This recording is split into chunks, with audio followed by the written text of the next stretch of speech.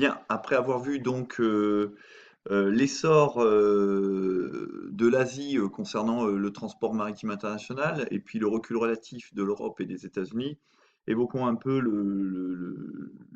la part des ports africains. Et lorsque vous regardez ce diagramme circulaire, eh bien, vous voyez que les ports africains ne représentent en 2018 que 6% du transport maritime international, hein. Donc, les ports africains ont vraiment du mal à décoller, hein. Si vous lisez ce texte, hein, vous apercevrez qu'il y en a simplement 4 qui sont dans les 100 premiers. Alors ça s'explique par d'abord le faible poids global dans l'économie mondiale, hein, puisqu'on a vu que finalement les ports et les façades maritimes n'étaient qu'un reflet de l'importance économique qu'avaient les nations et qui développaient un réseau portuaire proportionnel finalement à leur force économique. Donc la plupart de ces pays africains n'étant pas de grande puissance économique, eh bien, n'ont pas de ports très importants. Donc seulement 4 dans les 100 premiers mondiaux. Et puis il y a des problèmes d'infrastructure qui sont peu modernes. Il y a également une faible productivité, différents éléments que vous trouverez dans ce texte et qui expliquent eh bien, justement le faible poids et la faible intégration de l'Afrique dans la maritimisation. Alors maintenant, nous allons évoquer quelque chose de très important sur lequel vous reviendrez tout à l'heure dans votre étude de cas sur la Chine à faire pour lundi. C'est justement ce qu'on appelle les nouvelles routes, et notamment les nouvelles routes maritimes, puisque nous sommes sur les mers et les océans, les nouvelles routes maritimes de la soie. Donc, vous savez, la route de la soie, c'était ce qu'on appelait le trajet qu'effectuait la soie, ce tissu issu de la sériciculture, donc la culture des vers à soie, hein, de leur cocon, et qui, durant tout le Moyen Âge, traversait une grande partie de l'Asie pour finir par arriver au niveau de Constantinople, puis d'Istanbul, et finir dans la cour du roi de France ou à celle du roi d'Angleterre. Donc après un trajet qui comptait plusieurs milliers de kilomètres et qui empruntait des routes mythiques et des villes mythiques comme Samarcande ou Boukhara en Asie centrale. Eh bien la Chine depuis 2013, par l'intermédiaire de son président Xi Jinping, a mis en place donc ce qu'on appelle les nouvelles routes de la soie. Donc il y a une route terrestre sur laquelle je ne vais pas revenir ici, mais qui est une route qui vise à connecter les différents réseaux de chemins de fer pour aller de la Chine jusqu'à l'Europe, donc jusqu'à Londres, hein, pour aller finalement du cœur de la Chine jusqu'à Londres. Et eh bien, il y a son pendant maritime via ce qu'on appelle la politique des colliers de perles. Et donc, c'est l'installation et la sécurisation, surtout, des approvisionnements de la Chine venant d'Asie du Sud, du Golfe Persique et d'Afrique, notamment l'approvisionnement en matières premières, hein. La Chine a besoin pour son économie de nombreuses matières premières. Beaucoup viennent de ces différentes régions. Le Golfe Persique, ça va être les énergies, hydrocarbures, gaz. L'Afrique, ça va être beaucoup de minerais. L'Europe, ça va être plutôt des produits manufacturés qui viennent d'Europe et dont les Chinois sont friands, hein. Ça peut être, je sais pas, pour la France, des produits cosmétiques ou des produits en rapport avec le luxe ou la parfumerie. Eh bien, il faut assurer donc la sécurité du transport maritime et assurer également eh bien, l'efficacité de ce transport maritime. Eh bien, pour cela, la Chine va finalement prendre directement le contrôle de certains ports et également financer des infrastructures, notamment des infrastructures portuaires. Donc, la Chine va financer la construction de terminaux pétroliers, de terminaux pour les porte-conteneurs, va favoriser va financer pardon, la construction de nouveaux ports pour justement eh bien, favoriser son commerce et favoriser eh bien, l'acheminement des marchandises et des minerais dont elle a besoin pour faire fonctionner son économie. Par exemple, eh bien, au Pakistan, ici, eh bien, c'est la Chine qui a financé la construction du port de Gwadar. Donc ça se chiffre à des milliards d'euros, hein. Ça va être de même, la Chine a investi massivement dans le port du Pirée, hein, à Athènes. La Chine également a contribué à moderniser le port préexistant de Djibouti. construisant ainsi de nouveaux terminaux à grande profondeur, hein. J'ai pu y assister de mes yeux, puisque il y a un an, jour pour jour, j'y suis allé 2 semaines, hein. C'est un pays que je connais très bien, pour y avoir longtemps vécu, et j'ai pu voir justement bien, les effets de la mondialisation sur ce territoire, et notamment les effets de la présence chinoise qui ont donc tout fait pour développer le port de Djibouti, pour pouvoir accueillir leurs navires. Mais ça s'est fait par contre en dégradant totalement l'environnement.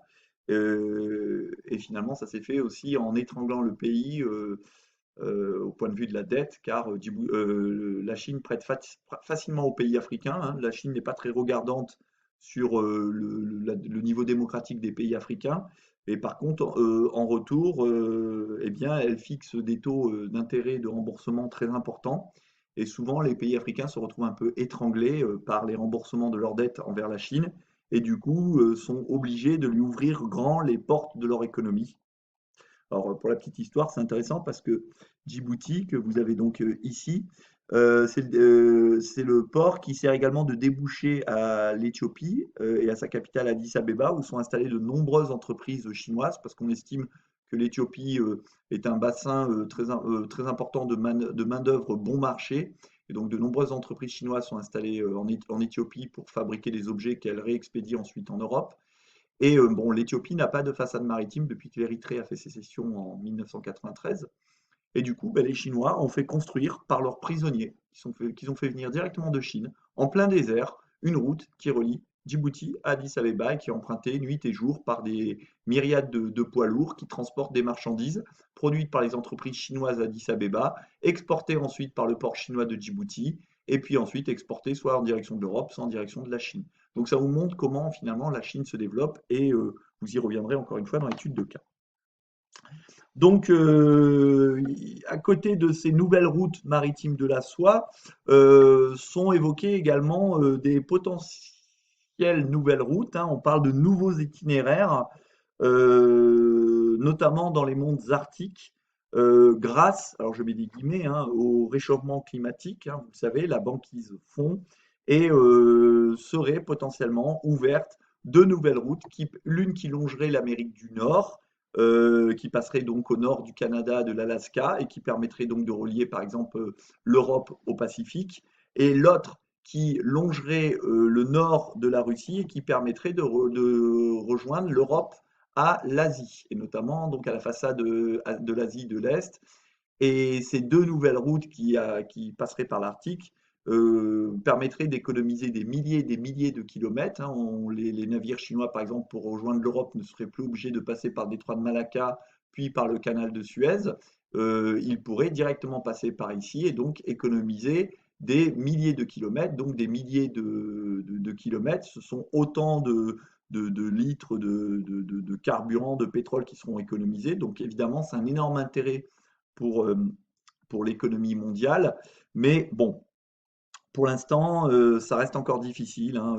La banquise fond, oui, c'est vrai, mais elle ne fond pas de façon irrégulière d'une année sur l'autre. Il y a la présence pendant plusieurs mois dans l'année de navires polaires, il y a la présence d'icebergs qui circulent dans ces eaux. Donc la navigation est encore pour le moment très difficile. Mais potentiellement, imaginez que ça va devenir des nouveaux itinéraires.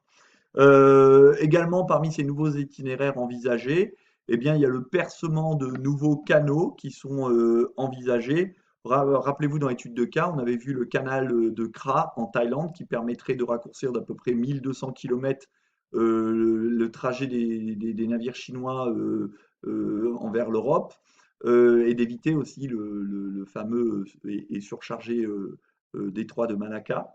De même, au Nicaragua, en Amérique centrale, un nouveau canal serait envisagé pour concurrencer le canal de Panama. Donc ces projets peuvent offrir de nouvelles routes commerciales mondiales. Donc comme vous le dit cet article, est-ce que c'est une réalité ou une utopie? Donc je vous invite à le lire, hein. Donc ça évoque notamment ce que je viens de vous évoquer, les potentielles futures routes de l'Arctique qui pour l'instant sont plus à l'état de projet que très fréquemment emprunté. Donc pour conclure ce chapitre 2, hein, les espaces maritimes, donc vous l'avez vu, jouent un rôle essentiel dans la mondialisation. Premièrement, par les ressources variées qu'ils procurent et parce qu'ils sont les vecteurs privilégiés des flux de marchandises, hein. On a vu à peu près 85 à 90% du commerce mondial passe par les mers et les océans. Mais également, les mers et les océans sont le lieu de passage des flux invisibles. On a vu notamment les réseaux de câbles sous-marins qui reliaient les différents continents. Néanmoins, cette mondialisation, vous l'avez vu également, est un phénomène sélectif, hein, qui sélectionne les territoires et qui, à toutes les échelles, eh bien, elle privilégie certains lieux en laissant d'autres de côté.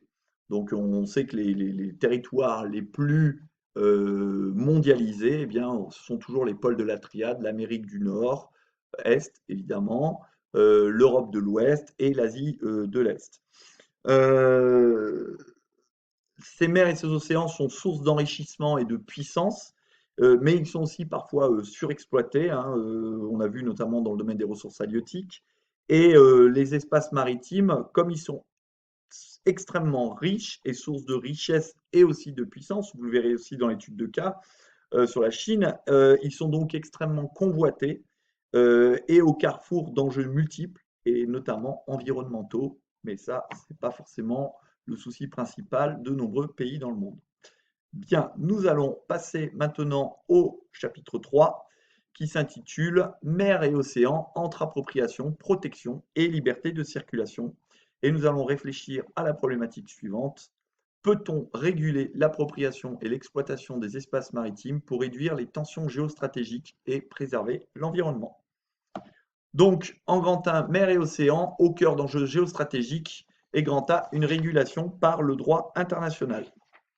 Donc, pour les États riverains, l'appropriation des espaces maritimes est essentielle. Donc, ce qu'on appelle un État riverain, hein, c'est l'État qui a ses rives qui sont bordées par cet espace maritime. Donc, l'appropriation des espaces maritimes est essentielle pour ces États riverains pour des raisons d'abord stratégiques, hein, notamment protéger leur territoire, hein, éviter qu'ils soient envahis, par exemple. Et ça leur offre également la possibilité de se projeter vers l'extérieur de manière sécurisée. Cette appropriation est également essentielle pour des raisons économiques, car les espaces maritimes vont permettre aux États riverains d'exploiter des ressources existantes, comme par exemple le poisson, ou potentielles, comme celles qui sont présentes dans le sol et le sous-sol. On parle donc de territorialisation des espaces maritimes, puisqu'ils sont considérés comme faisant partie littéralement du territoire d'une nation. Alors, pendant longtemps, ces territoires maritimes et ces espaces maritimes, pardon, faisaient l'objet d'une réglementation qui était incertaine. Donc, il y avait des débats entre les pays, ce n'était pas très clair. Et puis finalement, grâce à l'ONU, a été signé en 1982 en Jamaïque, dans une petite ville qui s'appelle Montego Bay, la réglementation qu'on dit de Montego Bay ou la conférence de Montego Bay. Donc cette conférence de Montego Bay va définir les espaces maritimes. Donc déjà, si vous regardez ce petit schéma, il définit d'abord ce qu'on appelle les eaux territoriales. Les eaux territoriales, ce sont les eaux qui bordent directement votre territoire, qui vont jusqu'à 22 km de ce territoire, ou 12 miles nautiques. Donc ça fait 22 km. Sur ces eaux territoriales, le territoire a la pleine souveraineté, mais le passage inoffensif est autorisé. Par exemple, des bateaux de pêche, des bateaux de commerce. Ensuite, vous trouvez une ZEE, ou zone économique exclusive, qui fait 200 000 nautiques, soit 370 km. Là, l'État a la souveraineté économique. Il peut exploiter les ressources, il peut construire des îles artificielles, il peut contrôler le survol aérien. L'État peut demander éventuellement une extension si le plateau continental se prolonge. Donc, il peut demander une extension auprès de l'ONU. Dans cette zone économique exclusive, la navigation est libre, de même que la pose de câbles sous-marins, elle est libre.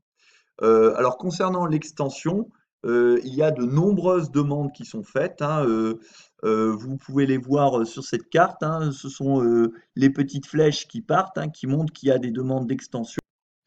Vous en voyez d'autres ici, par exemple au nord de l'Amérique du Sud.